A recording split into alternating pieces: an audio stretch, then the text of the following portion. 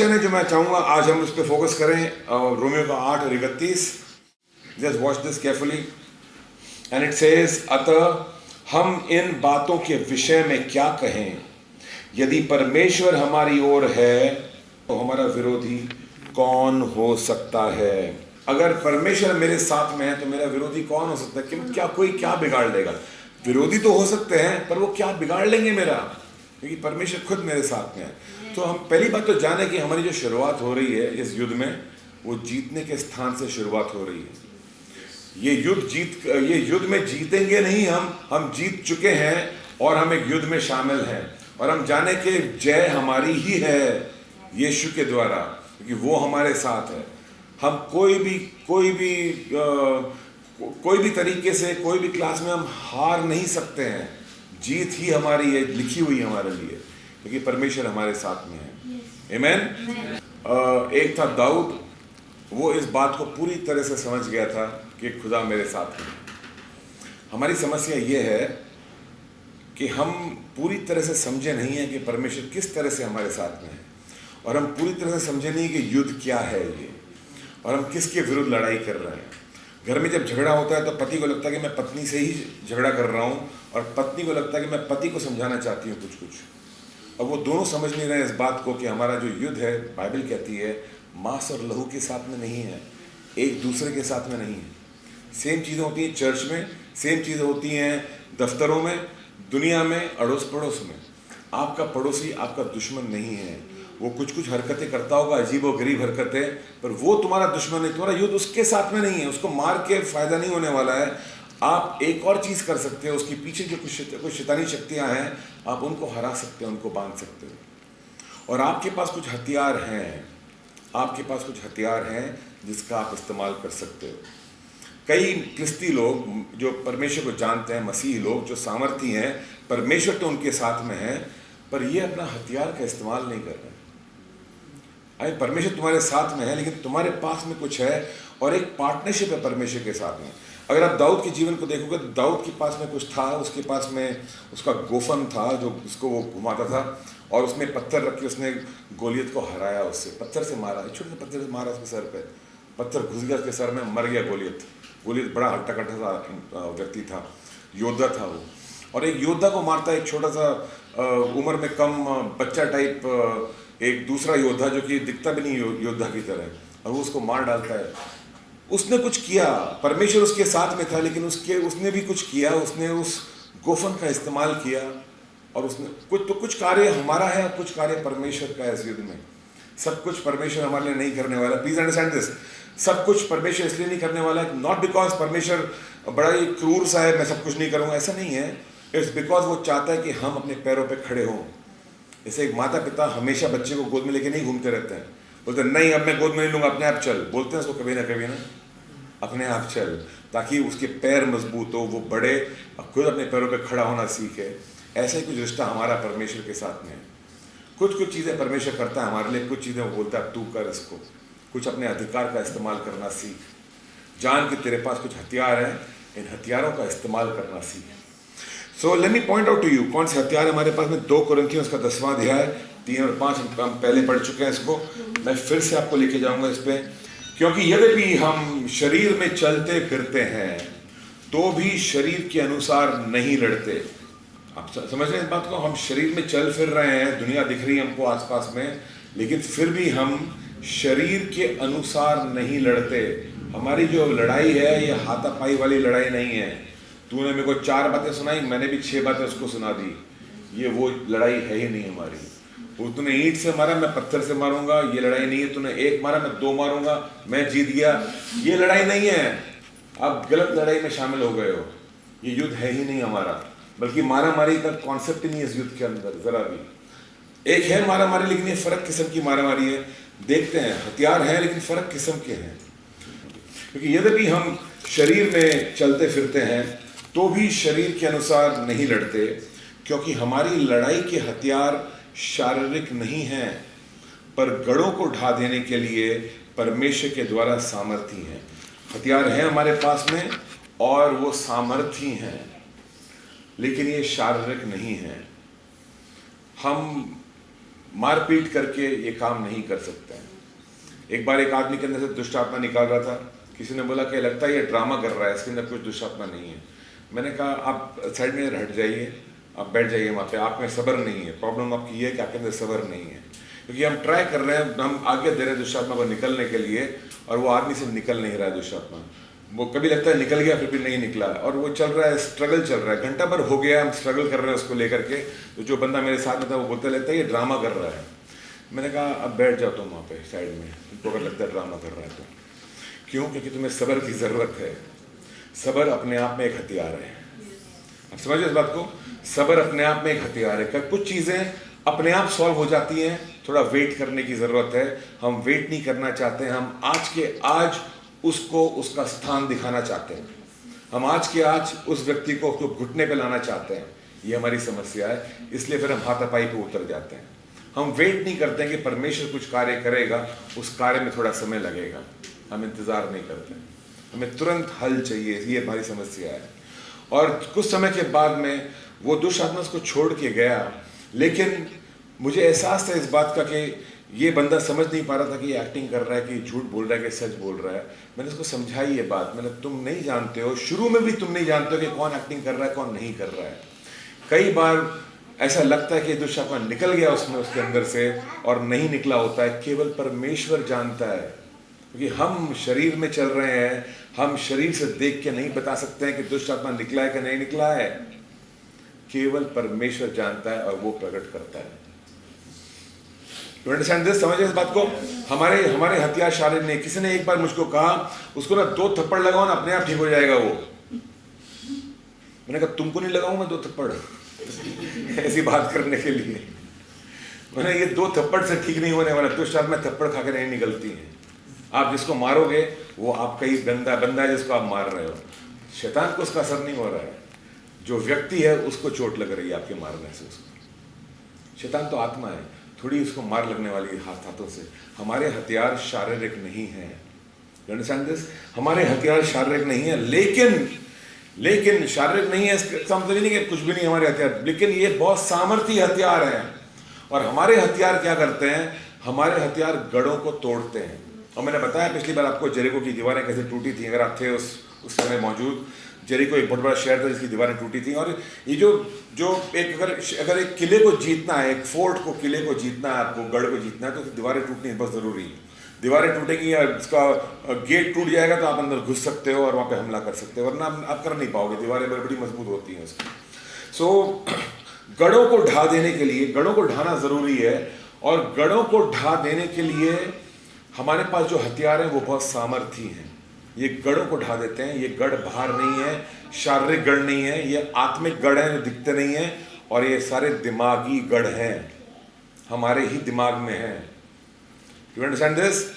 सो मुझे लगता है कि मेरा झगड़ा मेरे पड़ोसी के साथ में है, लेकिन गढ़ वहाँ पर नहीं है। उसके घर में ढेर सारी चीज़ें पड़ी होंगी, सजी हुई, उसकी तस्वीरें होंगी, वो गढ़ नहीं है। गढ़ कहीं और है, वो मेरे दिमाग में है। जिसको लगता है कि इससे मारूंगा, झगड़ा करूंगा, चिल्लाऊंगा तो ये चुप हो जाएगा, लाइन पे आ जाएगा। ये मेरा गढ़ जो पहले टूटना है। कि यही तरीका है इसको ठीक करने का। ये अपने आप में एक गढ़ है लोगों के दिमाग में।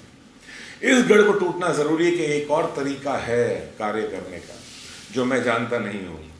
इसके लिए थोड़ी नम्रता की जरूरत है। नम्रता अपने आप में एक हथियार है। अगर मेरे अंदर नम्रता नहीं है तो मैं सीखूंगा नहीं कभी भी कि दूसरा रास्ता भी है कुछ चीज़ करने का। मुझे लगेगा जो मैंने सोच लिया है वही सही है, उसके अलावा और कोई तरीका नहीं है करने का। मैं सीखने को भी तैयार नहीं हूँ। फिर नम्रता सिखाता है हमेशा, और नम्र लोग सीखते जाते हैं और परमेश्वर को खोजते रहते हैं। प्रभु ये पड़ोसी मेरे को तंग कर रहा है, लेकिन मेरे को समझ में नहीं आ रहा कि मैं क्या करूँ इस चीज़ का। क्या आप मुझे मेरी सहायता कर सकते हो? क्या आप मुझे बता सकते हो कोई और तरीका है? मुझे तो कोई तरीका दिख नहीं रहा है। क्या आप मुझे समझ दे सकते हो? नम्र इंसान सवाल पूछता है, नम्र इंसान सहायता मांगता है, सलाह मांगता है।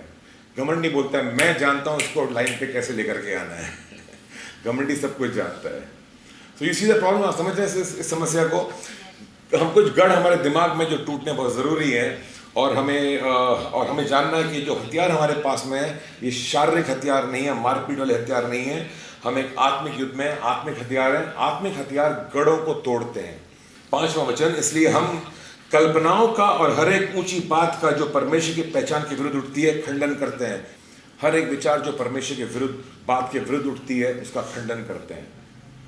परमेश्वर का वचन कहता है अपने पड़ोसी से अपने समान मोहब्बत कर, पर मेरे अंदर एक बात कह रही है ये पड़ोसी मोहब्बत के लायक नहीं है। दो विचार चल रहे हैं, एक परमेश्वर की बात है, एक मेरे अंदर एक विचार है। मेरे अंदर जो विचार है ना, मैंने तय कर लिया कि ये तो लायक ही नहीं मोहब्बत के ये आदमी। परमेश्वर बोल रहा है अपने पड़ोसी से प्यार कर।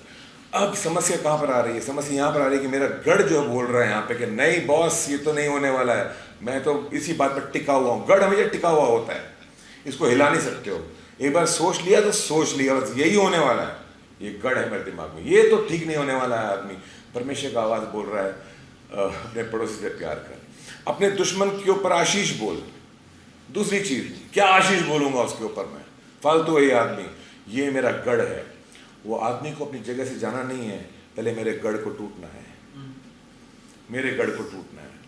मेरा हथियार क्या करेगा? परमेश्वर का जो सामर्थ्य हथियार है, इस गढ़ को तोड़ेगा पहले और बताएगा कि ये जो तेरा पड़ोसी है, मैं कुछ ऐसा कर सकता हूं कि इसका जो हृदय है पूरी तरह से बदल जाएगा।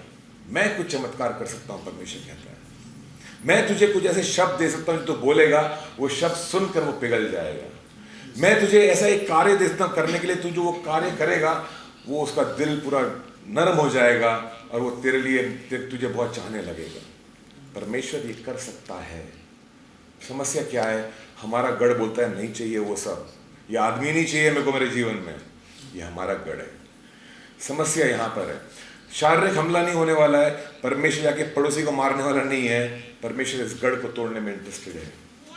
ये गढ़ अगर नहीं टूटेगा तो ऐसे ढेर सारे गढ़ जो बने रहेंगे, परमेश्वर का राज्य फैल नहीं पाएगा। क्योंकि शैतान तो बार बार तुम्हें दिखाता रहेगा कि कोई भी मोहब्बत के योग्य नहीं है। साथ में मेरे समझ में बात को, आप जाओ सड़कों में बाहर जाओ, मुझको दिखाओ 4 लोग जो मोहब्बत के योग्य हैं, एक भी नहीं मिलेगा आपको, एक भी नहीं मिलेगा। क्योंकि आप शारीरिक दायरे में चल रहे हो, शारीरिक दायरे में सोच रहे हो, यहाँ दिमाग में गढ़ बने हुए हैं हमारे। जो मुझसे प्यार करेगा मैं उसी से प्यार करूंगा, ये हम कहते हैं, ये हमारा गढ़ है। परमेश्वर कहता है जो प्यार करे कर या ना कर, फिर भी मैं तुझसे मोहब्बत करूंगा। ये परमेश्वर है। You see the difference, the problem now. परमेश्वर की सोच फर्क है, हमारी सोच फर्क है। टूटना क्या है? हमारी सोच को टूटना है। ये है आत्मिक युद्ध। हमारी सोच की वजह से शैतान को हमारे जीवन में कार्य करने का अवसर मिलता है। अगर हमारी सोच टूट जाएगी, शैतान को अवसर ही नहीं मिलेगा। हमारे हथियार अलग किस्म के हथियार हैं। So let me just move ahead from there, let's get down to the युद्ध। एक युद्ध था जो चल रहा था, हमने देखा था और हम उसमें आगे बढ़ नहीं पाए थे। Now we have understood, गढ़ों को तोड़ने के लिए कुछ हथियार है हमारे पास में। दाऊद के पास कुछ हथियार थे। लेट्स लुक एट दाऊद की स्टोरी हमने अपने अगर फॉलो की है पिछले 2 हफ्तों से। तो हम कहाँ पर पहुँचे हैं? हम यहाँ पर पहुँचे कि एक दाऊद था, अपने भेड़ बकरी को चरा रहा था। उसके डैडी ने बोला ये कुछ पनीर है और कुछ रोटियाँ हैं, जाके लेके जा अपने भाइयों के लिए, और वहाँ का जो सेनापति है उसको भी देखे आना ताकि सब कुछ ठीक रहे भाइयों के बीच में, और भाइयों का हाल चाल पूछ के मुझको आके बता। ये बंदा जाता है, देखता है वहाँ पर अपनी रोटियाँ वोटियाँ देता है एक आदमी को, और वहाँ भागता है, जाकर देखता है युद्ध चल रहा है, युद्ध का ऐलान हो चुका है। वहाँ पे जाके जाता है, भागता है युद्ध भूमि की तरफ। मैंने बताया आपको पिछली बार, युद्ध भूमि की तरफ जाना चाहिए हमें, युद्ध में शामिल होना चाहिए हमें। वो पहुँचता है वहाँ पर और देखता है कि युद्ध चल रहा है। एक बड़ा गोलियत वहाँ पर चैलेंज कर रहा है लोगों को, अगर किसी में दम है तो एक जन आओ, युद्ध क्यों करें हम लोग इतना बड़ा लंबा चौड़ा, एक जन आओ, जीत गए तो हम तुम्हारे गुलाम, और हम जीत गए तो तुम हमारे गुलाम। और इजराइल के पूरे देश में किसी में हिम्मत नहीं है कि जाके सामना करे। राजा सॉल जो कि बहुत ही सामर्थी था, राजा था वहाँ पे, परमेश्वर का चुना हुआ अभिषेक किया हुआ राजा, उसमें भी हिम्मत नहीं थी कि मैं जाऊँ और युद्ध करूँ खुद उसके साथ में। कोई नहीं था इजराइल में। दाऊद पहुँचता है, देखता है ये हाल वहाँ पर, और पूछताछ करता है। उसको मालूम पड़ता है कि अगर कोई इससे युद्ध करेगा उसको 2-3 चीज़ें मिलेंगी। एक तो उसको पैसा मिलेगा, उसको राजा की बेटी मिलेगी, और तीसरी चीज़ उसका टैक्स जो है सब माफ़ कर दिया जाएगा, उसको आज़ादी मिलेगी। तो 3 चीज़ें उसको दिखती हैं, मतलब ये मिलेगा, मुझे इस चीज़ में इंटरेस्ट है। उसके भाई बोलते तू क्या कर रहा है यहाँ पे, जा अपना काम कर। बोलते सुनता नहीं उनकी बात। बोलते मेरे को फिर से बताओ क्या मिलेगा। बोलते आपको ये मिलेगा, आपको पहले तो आपको राजा की बेटी मिलेगी, आप उसे शादी कर सकते हो, आपको धन मिलेगा राजा की ओर से, और तीसरी चीज़ आपको मिलेगा, आज़ादी मिलेगी। तो वो बोलता है ये बहुत अच्छी चीज़ है, गुड, मैं युद्ध करना चाहता हूँ। ये खबर पहुँचती है राजा के कान में, राजा बुलाता है उसको, तो कौन है तू भाई? मतलब तू कैसे करेगा, तू तो यंग लड़का है, वो योद्धा है वहाँ पे बड़ा, तू उससे कैसे युद्ध करेगा? मतलब मैं करूँगा, मैंने शेर को मारा है, मैंने भालू को मारा है, मैं मार सकता हूँ इस आदमी को। And then great, he said okay fine, जा, अगर तेरे को जाना है तो परमेश्वर तेरे साथ में है। उसको बोलता है ये आर्मर वगैरह देता है, उसको कवच देता है पहनने के लिए, हथियार देता है, वो पहनता है। बोलता है ये हथियार तो मुझे फिट होते नहीं है ठीक से, ये मेरे लिए नहीं है। बोलते मैं इनको पहन के नहीं जा सकता हूँ, सॉरी, मैं ऐसे ही जाऊँगा। और वो जाता है ऐसे ही, और रास्ते में से 5 चिकने पत्थर उठा लेता है, अपने जो पाउच होता है उसके पास, उसमें डाल देता है, और फिर युद्ध भूमि में उतरता है। सो आप सोच सकते हो कि एक तरफ एक बड़ा सा हथियार लेकर के खड़ा है एक आदमी, बड़ा, उसका तलवार भी इतनी बड़ी है, उसका भाला इतना बड़ा है, उसका कवच बहुत भारी वाला कवच है, और पैरों में भी ब्रॉन्ज के, पीतल के वो लगे हुए हैं, कवच लगे हुए हैं, और वो खड़ा है सामने सब बड़ा सारा, और ये छोटा सा बच्चा एक आ रहा है उसके सामने युद्ध करने के लिए, 5 पत्थर और एक गोफन लेकर के।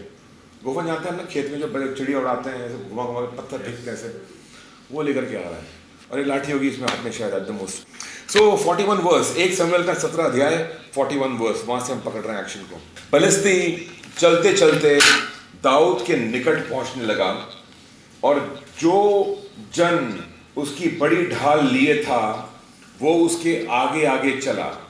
जब फिलिस्ती ने दृष्टि करके दाऊद को देखा तब उसे तुच्छ जाना, क्योंकि वो लड़का ही था और उसके मुख पर लाली झलकती थी और वो सुंदर था। Can you imagine this? फिलिस्ती यानी कि जो गोलियत है, ये गोलियत आ रहा है चलते चलते वहाँ पे मैदान में, वहाँ पे देखते दाऊद आ रहा है सामने से, तो ये दाऊद के निकट आता दिखता है, छोटा सा कौन है ये, और उसको ताजुब होता है। And he says over there, यहाँ पे लिखा है, जब फिलिस्ती ने दृष्टि करके दाऊद को देखा तब उसे तुच्छ जाना, उसे तुच्छ जाना। Just remember this, तुच्छ जाना, ओके, क्योंकि वो लड़का ही था, उसके मुख पर लाली झलकती थी और वो सुंदर था। तो ये कौन सा आ गया सुंदर सा लड़का, लाली झलक रही है अभी तक, ये मतलब ये मैच्योर भी नहीं हुआ है पूरी तरह से, बच्चा ही है ये तो, और ये आगे मुझसे युद्ध करने के लिए, उसको तुच्छ जाना, तुच्छ जाना। इसलिए आगे चल के पॉल कहता है एक जगह पे, जवानों को कहता है कि कोई तुम्हारी जवानी को तुच्छ ना समझे, कोई तुम्हारी जवानी को तुच्छ ना समझे। मतलब लोग तुम्हारी जवानी को तुच्छ, यंग लोगों को लोग तुच्छ समझने ही वाले हैं, कलीसिया में होने ही वाला है। तो यंग लोग होंगे उनको तुच्छ समझा जाएगा कि फालतू हैं, ये हैं, वो हैं, कुछ नहीं करते हैं, ऐसा करते हैं, वैसा करते हैं। लेकिन परमेश्वर उनको एक हथियार दे रहा है, बोल रहा है कि कोई तुम्हें तुच्छ ना समझे, बल्कि तुम एक ऐसा पवित्रता का जीवन जियो, एक ऐसा विश्वास का जीवन जियो, एक ऐसे प्रेम में तुम चलो जिसको देखकर तुम एक तरह से उदाहरण बन जाओ पूरी कलीसिया के लिए। तो बोल रहा है कि तुम्हें लोग तुच्छ समझेंगे, लेकिन अगर तुम सही चाल चलन को लेकर के तुम बढ़ोगे आगे, तो कोई जो तुमको तुच्छ समझ रहे हैं अब वो तुमको तुच्छ नहीं समझ पाएंगे। वो नहीं कह पाएंगे कि ये लोग फालतू हैं, या किसी काम के नहीं है, या ऐसे हैं वैसे हैं। तुम्हारे चाल चलन को देखकर, तुम्हारी पवित्रता को देखकर, तुम्हारे विश्वास को देखकर, ये पवित्रता, ये विश्वास, ये चाल चलन, ये सारी जो चीज़ें हैं, ये हथियार है हमारे, ये हमारे हथियार है। ये जब हमारे साथ में होते हैं तो हमारे विरुद्ध कौन आ सकता है? Just think of it now, अगर परमेश्वर हमारे साथ में है तो हमारे विरुद्ध कौन हो सकता है? ये कहना कितना सरल है, थोड़ा समझने की कोशिश करो। ये जो परमेश्वर तुम्हारे साथ में जो है, ये पवित्र परमेश्वर है। तो हम ये कह रहे हैं, अगर पवित्रता मेरे साथ में है तो मेरे विरुद्ध कौन हो सकता है? Are you understanding this? ये परमेश्वर के बारे में कहा गया है कि परमेश्वर मोहब्बत है। अगर मोहब्बत मेरे साथ में है तो मेरे विरुद्ध कौन हो सकता है? अगर मैं मेरे पड़ोसी के घर में मोहब्बत लेके जाता हूं तो मेरा क्या बिगाड़ लेगा वो? पर अगर मैं उसके पास में आर्ग्यूमेंट लेकर के जाऊंगा उसको समझाने के लिए, वो मुझे 10 बातें सुना देगा मुझे। पर अगर मैं प्यार लेके जाऊंगा उसके पास में, उससे बड़ा कोई हथियार नहीं है, कोई हथियार नहीं है। शैतान का झूठ कहता है अगर तू उससे प्यार करेगा तो वो तेरे प्यार का फायदा उठाएगा। शैतान का झूठ है ये, हमारे दिमाग में बसा हुआ है इस ख्याल का, इस कल्पना का खंडन करना है, इस कल्पना का खंडन करना है। आप समझ रहे इस बात को? इस कल्पना का खंडन करना और कहना है नहीं, परमेश्वर जब प्यार की बात करता है तो प्यार हमेशा जीतता है, प्यार कभी हारता नहीं है, बाइबल कहती है। तो हर वो चीज जो मोहब्बत के विरुद्ध बात करता है तुम्हारे दिमाग में, उसका खंडन करना है इस ख्याल से, परमेश्वर के वचन से, वचन जो कहता है कि मोहब्बत कभी हारता नहीं। अगर मैं मोहब्बत लेकर के मेरे पड़ोसी के पास जाऊंगा, मैं जीतूंगा ही जीतूंगा, मैं हारूंगा नहीं। You understand this? अगर मैं पवित्रता को लेकर के चल रहा हूं, कोई मेरा क्या बिगाड़ लेगा?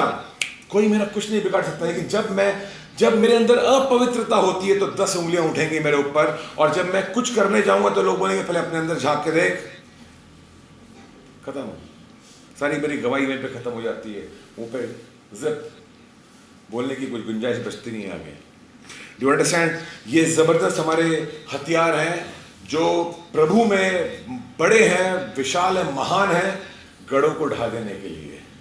हर वो विचार जो खड़ा होता है परमेश्वर की बातों के विरुद्ध, उसका खंडन होता है इन हथियारों से। Are you with me? So यहां पर ये गोलियत देख करके उसको बोलता है तुझ जो कहते हैं कोई आ गया, ऐसे ही आ गया, इसीलिए। लेकिन क्योंकि उसने क्या देखा, जैसे हम शैतान की ओर देखते हैं, शैतान भी हमारी ओर देखता है। ओके, इट डजंट मैटर क्यों ऐसा होने दिया परमेश्वर ने। Just think of it like this, क्यों ऐसा होने दिया परमेश्वर? दिस इज इंपॉर्टेंट है।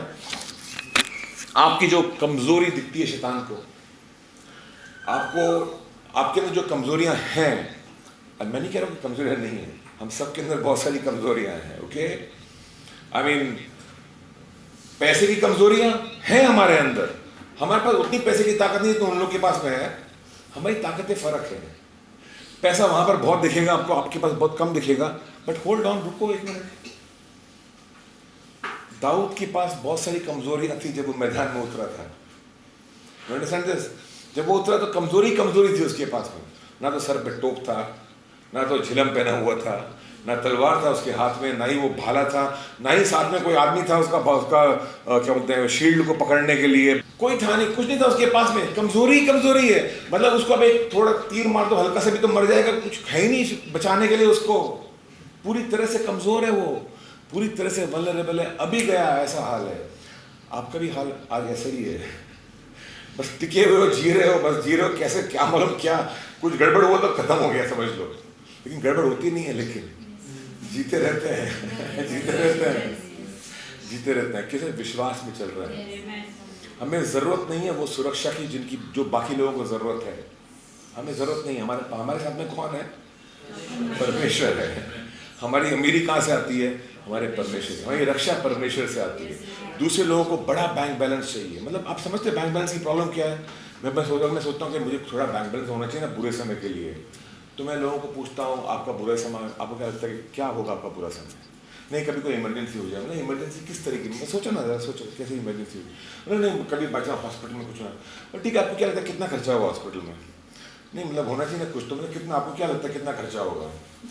तो कितना सेव कर लो, कितना बचा लोगे आप?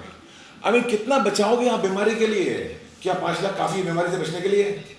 10 लाख, 15 लाख, 20 लाख? मैं लोगों के 50 लाख ऐसे ही 10 दिन में खत्म हो गए हैं बचने के लिए, जान बचाने के लिए।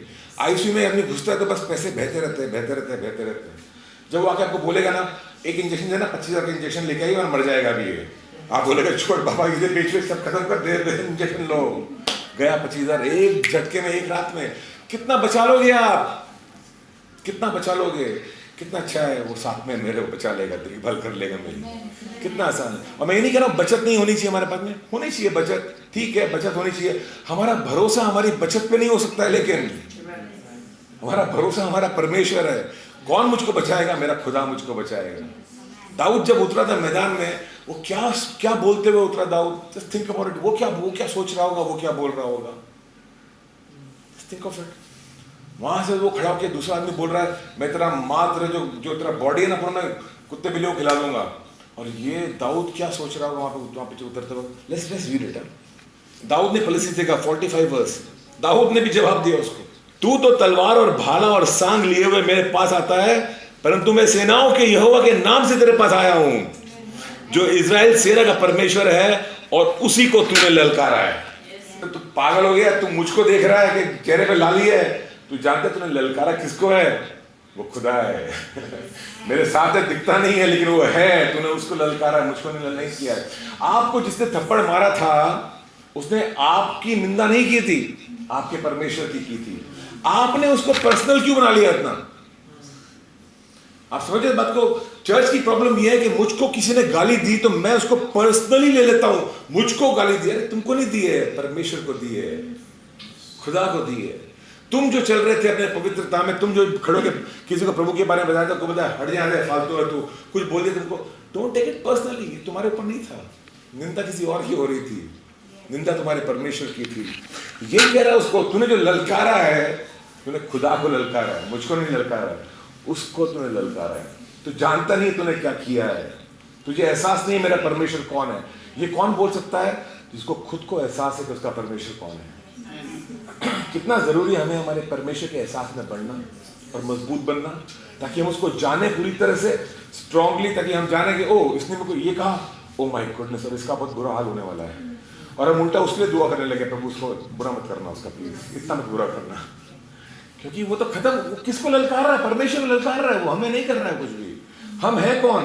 क्या हम खुद के लिए जीतेंगे? यीशु के लिए जीते हैं। हाँ, अगर हम यीशु के लिए जीते तो हमें चोट नहीं लगेगी। अगर हम खुद के लिए जी रहे तो हमें बहुत चोट लगने वाली है।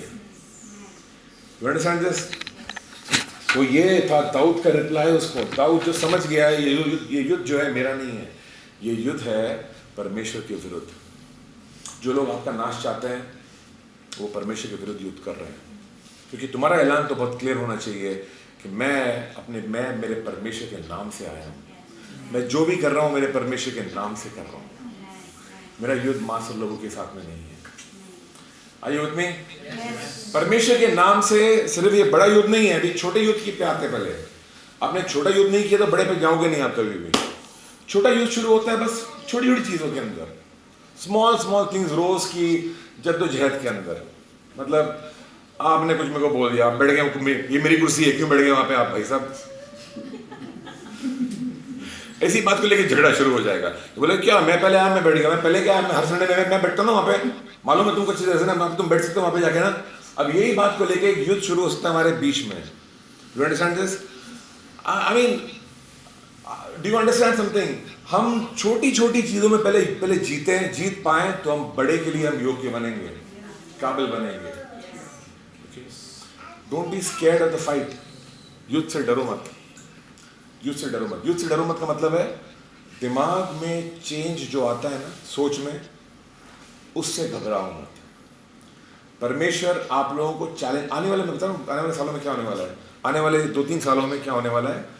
परमेश्वर तुम्हारे जो सोच है ना उसको इतनी जबरदस्त तरीके से चैलेंज करेगा कि तुम जो आज सोचते हो ना, 3 साल बाद तुम वो सोचोगे नहीं। बोला नहीं, मेरी थिंकिंग ही चेंज हो चुकी है मेरी पूरी तरह से।